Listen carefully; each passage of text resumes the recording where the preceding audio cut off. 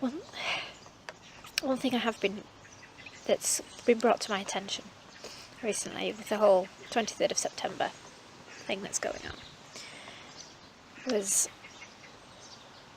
that for me personally it's been important to take information out of the context which it is being presented. And for me that's been about,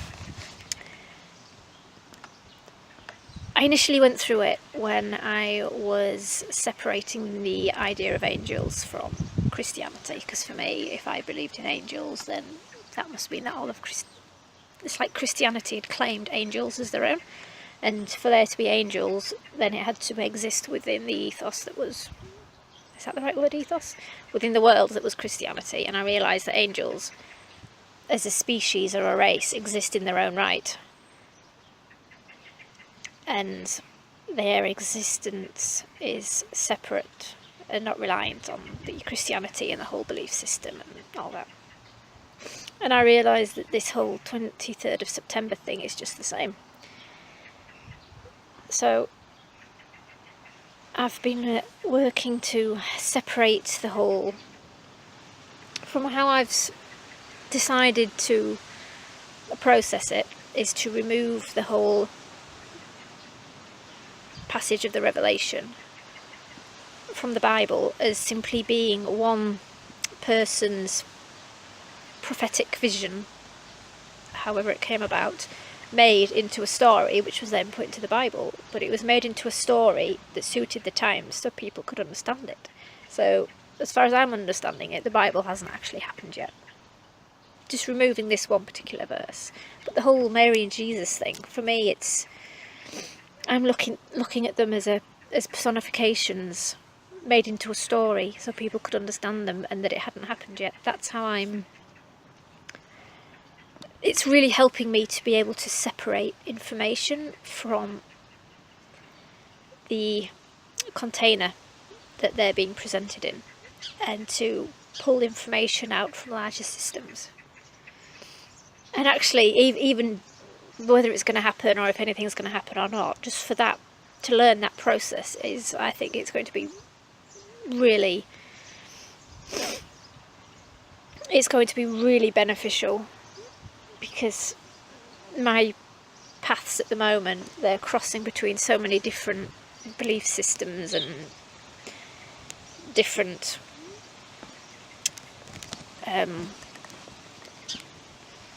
gods from different belief systems and areas of the world, and it's just showing me that even though we put these labels on them like Norse and Egyptian and different religions, they don't belong to those belief systems and they don't belong to those religions. They are separate and existent all on themselves. They've just been claimed, rewritten and repackaged as a religion or as a belief system.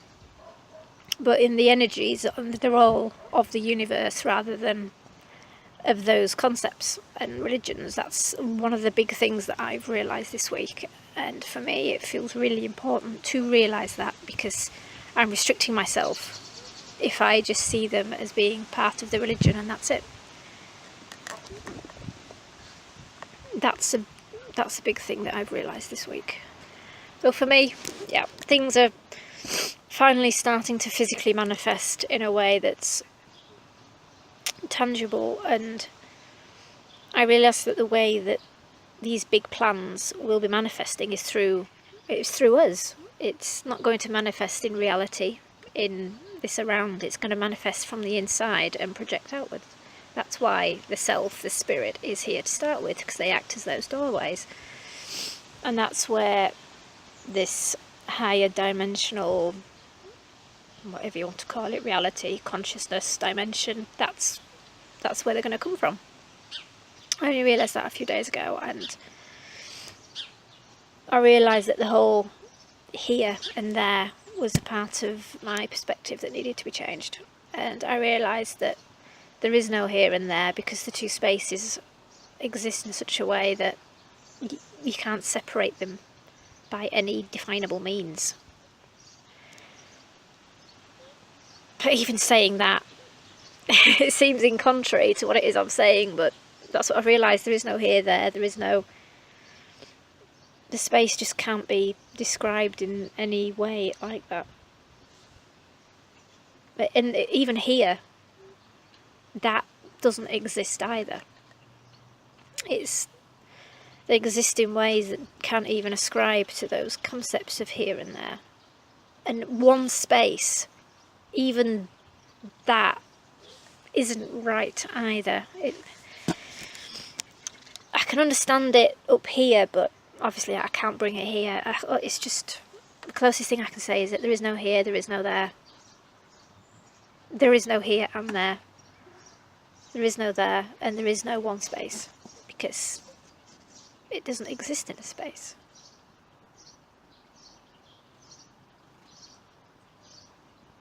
I can feel it, but that's the closest I can describe it as. I don't know what that is that I'm aware of at all. But I think that's where everything is stemming from, so to speak.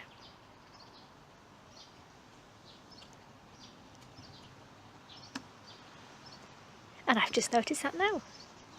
That is where everything is stemming from, and I can't describe it in any way with those words. So is that where it's not even a higher dimension, because a dimension gives the idea of a here and a there. The differences, the two differences of that here and there. So if it's not a dimension, then where is it?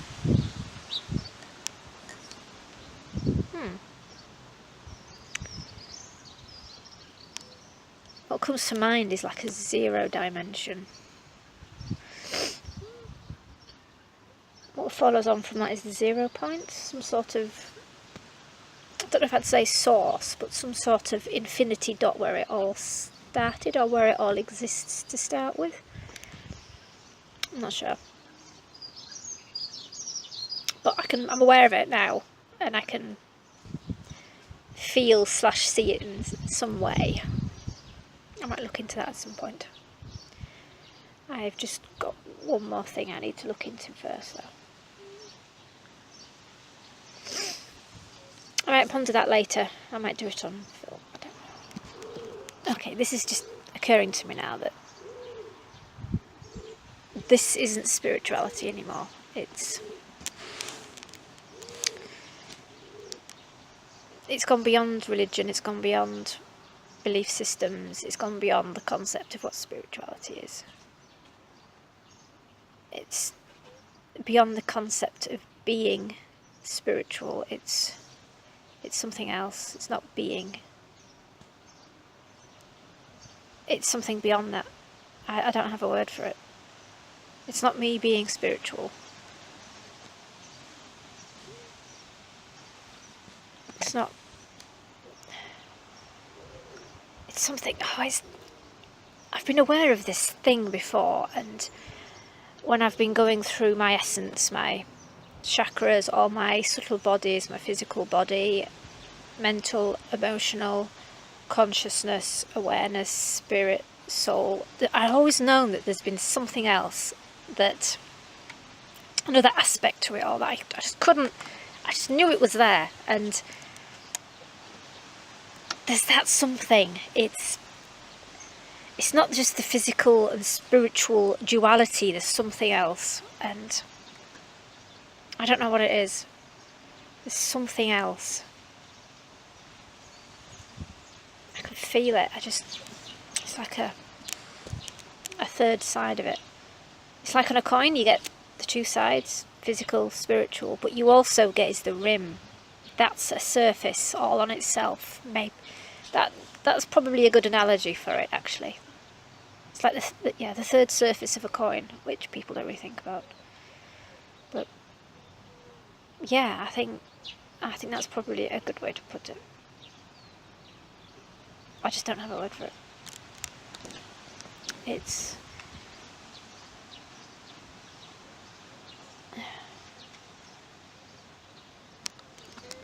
maybe I'm getting a bit ahead of myself, but I just realised that now. And I think I am getting too ahead of myself. I'm not quite finished with the duality part yet. I'm not quite finished with bringing those dual parts together into the one coin. But I think when that happens, that's when you realise that there's the third side, the third surface even. That's the side that brings them together.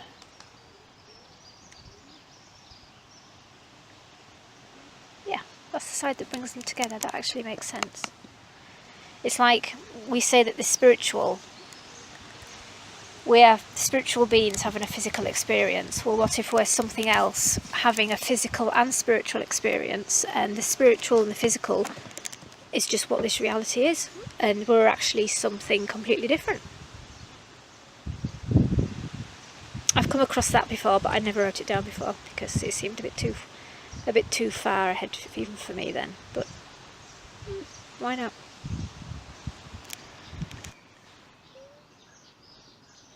What I'd like to do is to recommend that. I know I just said that the here doesn't exist, but I think here is like the first step. And here is to realise what is going on now. Maybe now is a better word than here. But now is a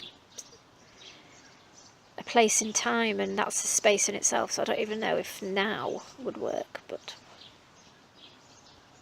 a few days ago I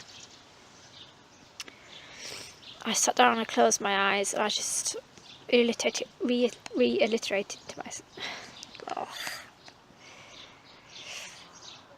Being dyslexic and doing...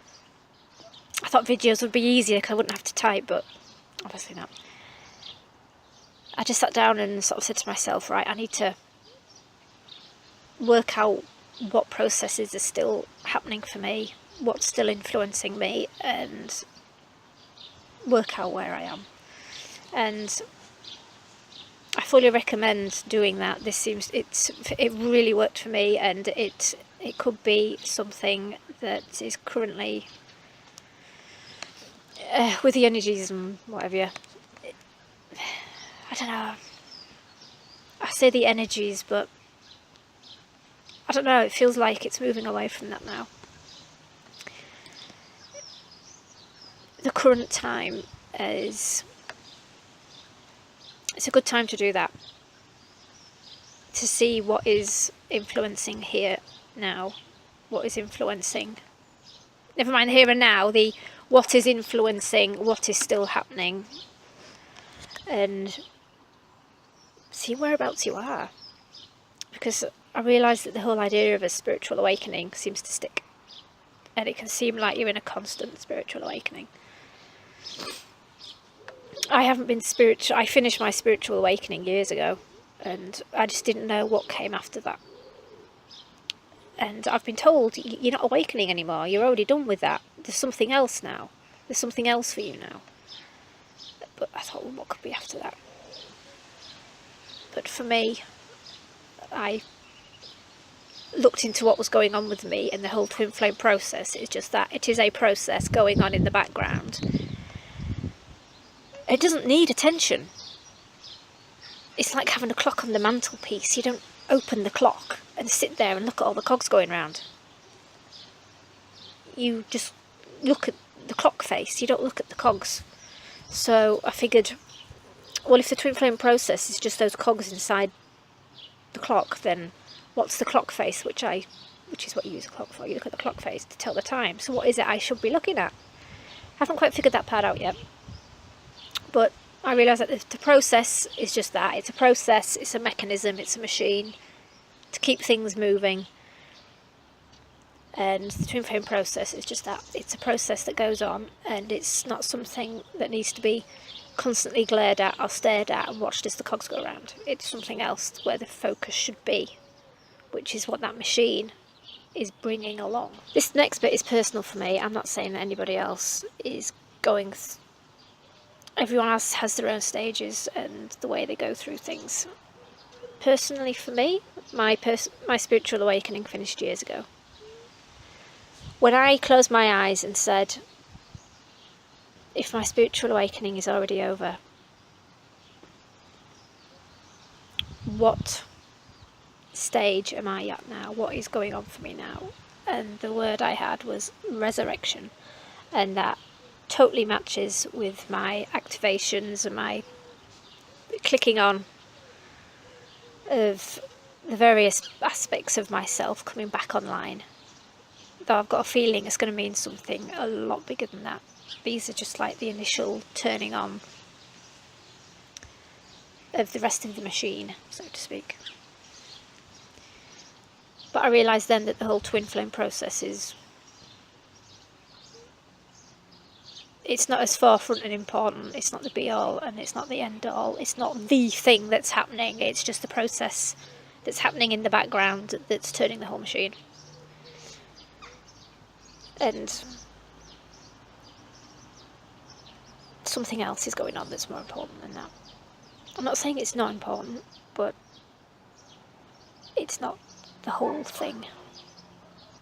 It's just one small machine working in...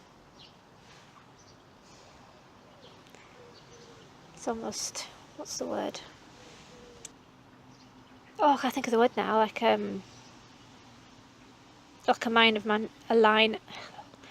line of manufacturing. You have your thing going along the conveyor belt, and then you have different machines that do different things. The twin flame process is like, it's not the conveyor belt. It's almost like the car on the conveyor belt. That's the process of the car being built, but then the car then goes on to be used to do something else. It's a really bad analogy, but it's the best I can. So that's my current understandings of everything. I just feel like I'm finally starting to understand what's going on, and everything that I thought was huge, and the main aspects, they're not, they're just the background stuff. It's like the bigger part of the plan is finally starting to show itself, and I am looking forward to that. I'm not afraid of it anymore. It's like it's settled. It's like it's settled into place now, and now it's settled. It's not imposing anymore. I still haven't quite understood. I've had ideas, but I don't know if they're just symbology or not.